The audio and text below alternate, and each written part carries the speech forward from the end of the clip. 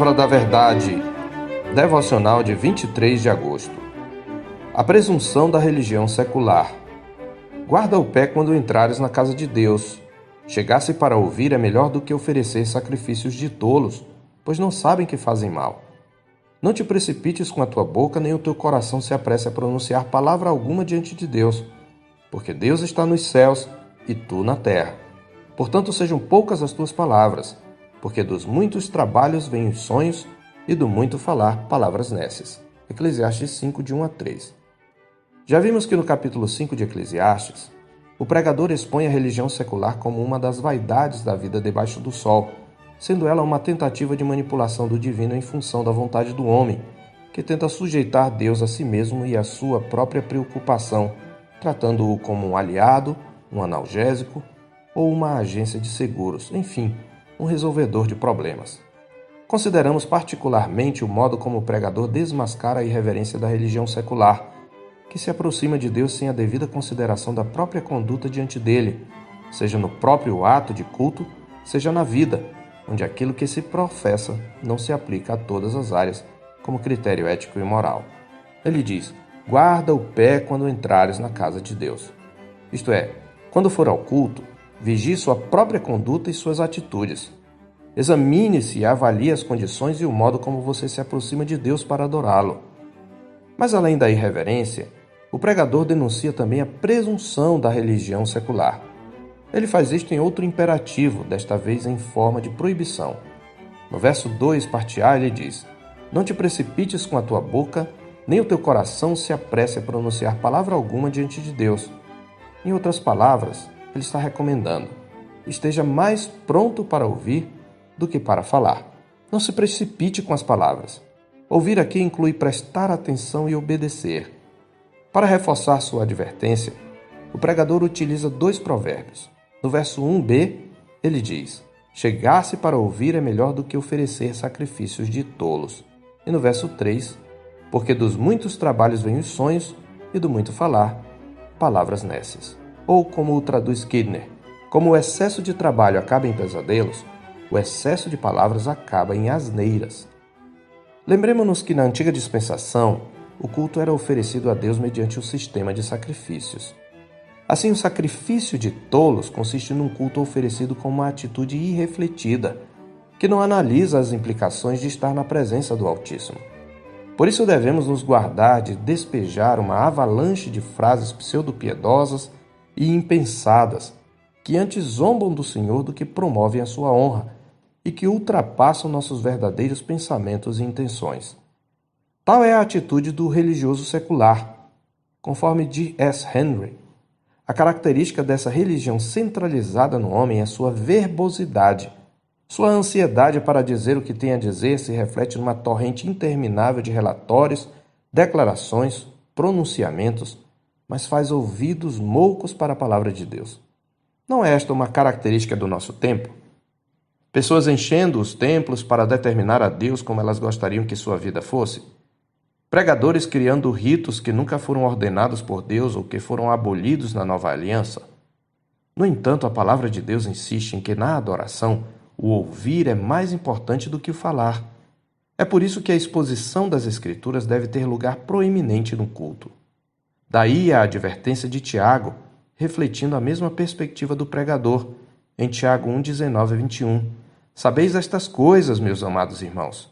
Todo homem, pois, seja pronto para ouvir, tardio para falar, tardio para se irar, porque a ira do homem não produz a justiça de Deus. Portanto, despojando-vos de toda impureza e acúmulo de maldade, acolhei com mansidão a palavra em vós implantada, a qual é poderosa para salvar a vossa alma. Walter Kaiser Jr., comentando este texto, diz: não dê a impressão, pelo palavreado vociferante, que você acredita ter alcançado algum tipo de superstatus e que aquilo que você tem a dizer é o que existe de mais importante para Deus, ou mesmo para os seres humanos. Para nos encorajar a preferir o silêncio à tagarelice no culto, o pregador nos põe em nosso devido lugar, porque Deus está nos céus e tu na terra. Por um lado, isto destaca a soberania e a santidade majestosa de Deus, que o fazem separado de todas as criaturas. Quando nos aproximamos de Deus, Devemos ter em mente sua posição exaltada acima de nós. Ele é o Deus dos deuses e o Senhor dos senhores, o Deus grande, poderoso e temível, que não faz acepção de pessoas nem aceita suborno, como diz Deuteronômio 10:17. Ele é o Altíssimo, aquele que habita num alto e sublime trono, como está escrito em Isaías 57:15, e que habita também com o abatido e contrito de espírito, ou seja, o humilhado que reconhece a sua posição diante dele. Por outro lado, ele nos lembra de nossa finitude, limitação e indignidade diante desse Deus que é fogo consumidor. Neste sentido, eu parafraseio Martin Lloyd-Jones em sua obra Avivamento, quando ele fala acerca da oração, o que aqui aplicamos à adoração e ao culto. A adoração deve começar com uma compreensão de Deus e do seu caráter.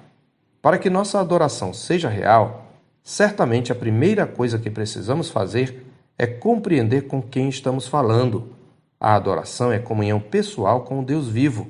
Não há nada mais importante do que lembrarmos a nós mesmos do glorioso caráter de Deus. Isto significa que nosso culto deve ser teocêntrico, isto é, centrado em Deus, e não antropocêntrico, centrado no homem, que é a característica da religião secular. Temor e reverência são as atitudes produzidas por esta compreensão de quem Deus é e de quem eu sou, que vai gerar um silêncio reverente. Não temos condições de apresentar a Deus um culto que atenda às suas exigências. Nem tampouco temos como pagar o alto preço de nossa admissão no santuário celestial. Somos tão incapazes quanto indignos e nossa adoração sempre será defeituosa. Precisamos de um sacrifício perfeito, uma oferta à altura do Deus que adoramos. Temos necessidade de um mediador que seja santo, inculpável, sem mácula, separado dos pecadores e feito mais alto do que os céus. Foi por isso que o próprio Deus nos concedeu o meio de se tornar propício a nós pecadores, seu Filho Jesus Cristo. Ele é o sacrifício, a oferta perfeita, o perfeito mediador que nos introduzirá na presença santa e majestosa de Deus. Como está escrito em Hebreus 7, 26, 27, com efeito nos convinha um sumo sacerdote como este, santo, inculpável, sem mácula, separado dos pecadores e feito mais alto do que os céus, que não tem necessidade, como os sumos sacerdotes, de oferecer todos os dias sacrifícios, primeiro por seus próprios pecados, depois pelos do povo, porque fez isto uma vez por todas, quando a si mesmo se ofereceu. Também em Hebreus 10:14 está escrito, porque com uma única oferta aperfeiçoou para sempre quantos estão sendo santificados. Temos então, por um lado, o sacrifício único, vicário, suficiente de nosso Senhor, que nos abriu um novo e vivo caminho para Deus. Por outro lado, temos seu presente ministério sacerdotal, pelo qual ele intercede continuamente por nós diante do Pai, assegurando-nos o acesso à presença de Deus. Por isso, todos os que cremos em Cristo temos liberdade e ousadia para acessar a presença de Deus. Ele não é um Deus distante e inacessível. É um Deus presente e em cuja presença podemos viver confiadamente pela fé em seu Filho. Isto nos é apresentado como um fato, não apenas como uma possibilidade. Todavia, ao contrário do que possa parecer, a nova aliança não extinguiu a necessidade de pureza de coração diante de Deus. Ela só tornou essa pureza possível em Cristo. Portanto, ao nos aproximarmos do Senhor a quem adoramos, a mesma pureza é exigida de nós. Pureza que é possível graças ao sangue de Jesus e ao lavar regenerador e renovador do Espírito. Como observa Derek Kidner, nenhuma ênfase na graça pode justificar qualquer tomada de liberdades com Deus, pois no próprio conceito da graça existe gratidão, e a gratidão não pode ser negligente. Eu sou o pastor Marcos Augusto, pastor da Terceira Igreja Presbiteriana de Boa Vista, em Roraima. Tenha um bom dia na paz do Senhor Jesus.